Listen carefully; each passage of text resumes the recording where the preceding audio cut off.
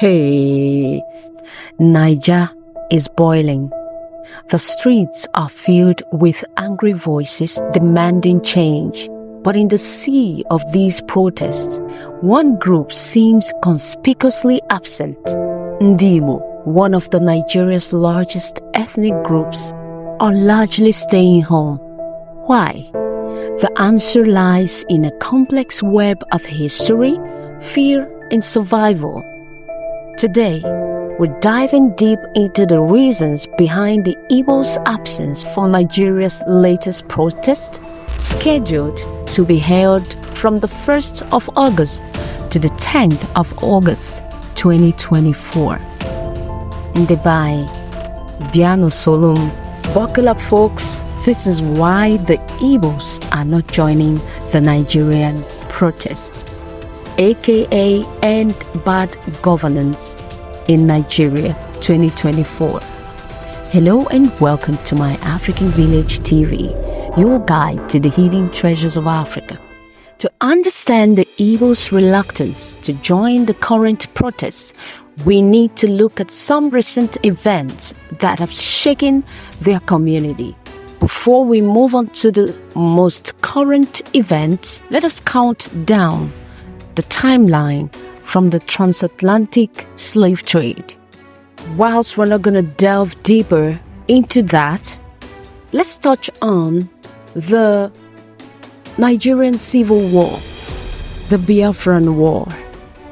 Whilst I left you to figure out the impact of all of these happening to Igbo in Nigeria, are we talking about the 2023 election? Before we even come to that, let us reflect a little bit on the EndSARS protest of October 2020. What began as a nationwide outcry against police brutality took a dark turn for many Igbo people. As Nigerians from all walks of life took to the streets, Igbo protesters found themselves in a vulnerable position. Reports emerged that a disproportionate number of those killed during the protest were of Igbo descent. But the targeting didn't stop there. In an unprecedented move, the government froze the bank accounts of several prominent Igbo celebrities who had voiced out and who supported the protest of the EndSARS. Let's come to the recent event, which was the Nigerian election that was held last year. I don't need to tell you that. Unumali Fendebai Gabiga during this election. Lives were lost, properties were lost, homes were wrecked, and even to a point started killing their own brothers because they claim these people looked like Omoibo. Why we deal with the Emilokan syndrome? It is my turn, it is my turn, it is my turn. Ndabaye na sekwao Jagaban, on your mandate we must stand. Today, some people are calling Ndibo to join them again in a protest against bad government, which they know at the end Ndibo will bear the consequences and the rest of the Nigeria become innocent.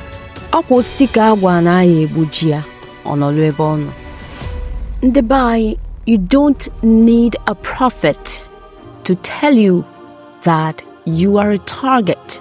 Remember, in our previous videos, we have shared on the latest revolutionary protests going on in Kenya. Mark the keyword revolutionary. I use that term because it is what it is. And I want us to just take a listen to one of the results of this revolutionary outburst of the Kenyans. Take a listen.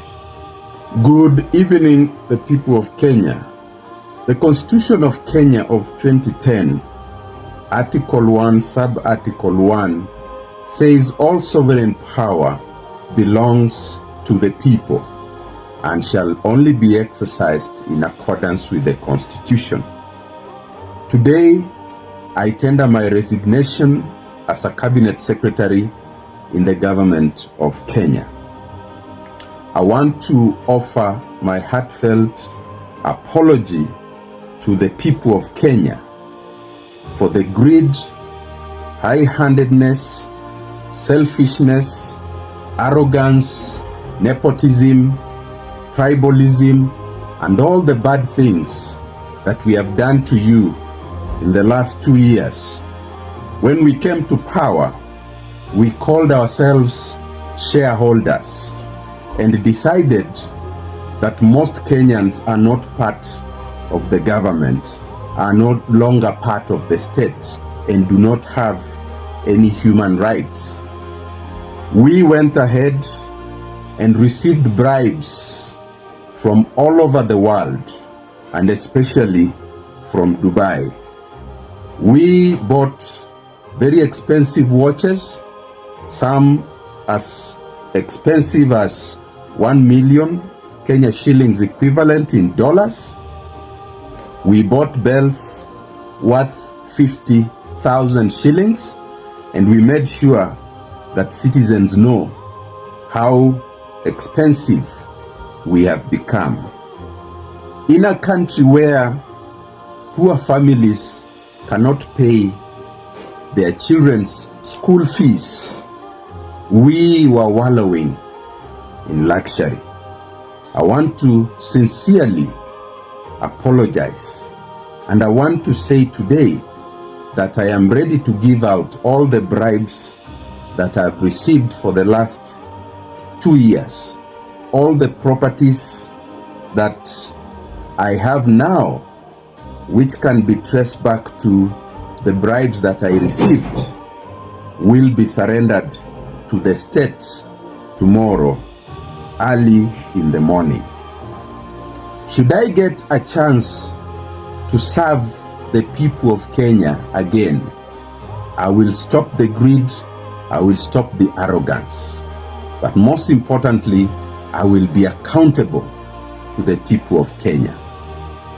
To the Police High Command, the Inspector General, who also tendered his resignation, I want to urge him to take Kenyans to all the graves where the bodies are hidden. It is time for accountability. Thank you, dear Kenyans. We'll be back shortly. Sun is shining bright, yeah. Fortuna in my hand. Joyful days and nights, yeah. Life is feeling great. Fortuna vibes, man. Feel the summer breeze. Dancing in the daylight underneath the tree. Moving on as to why Ndimo should not join this protest. Before I share my highlight, don't forget that a lot is happening in Igbo land that is not even addressed on a social platform or in the government house. For instance, the Fulanis that is ravaging our villages, our farms, taking over lands and territory from our people. No one is talking about it. Nobody is talking about the afufu ndebainata just to transport their goods from Lagos to the east. How much money is being extorted from each truck that is passing with goods. Again, how many armies are roaming the streets of Aba, Abia State, Anambra State, and even to worsen the whole thing would arrest people unjustly, kidnap people unjustly, and do unimaginable things in Igbo land. This is not even shown on the world platform. Let me say this to Munai. Personally, I've learned from a coach that Ikwesiri so someone that has nothing to lose. In the context of this protest, Igbos are family-oriented people. something that binds us together, our support system, things that keep us moving so strong is family. We don't joke with it. So we have got a lot to lose as Igbo if you would join this protest. Fortuna juice is the taste of paradise. I got a drink that'll make you feel alive. Sipping on Fortuna juice, it's gonna take you high. Tropical flavor in every single drop. When you taste it, you won't wanna stop. It's like a burst of sunshine in a glass. Fortuna juice. As we conclude, share your thoughts in the comments below. And we hope this video has provided valuable insights into multifaceted issue plaguing Africa and most especially Igbo at these crucial times. Until we come your way next, remember to visit My Story, My Legacy series. We have it coming on back to back soon. God bless you. Akabokwa Mwaduna Splendor Ngozi. Bye for now.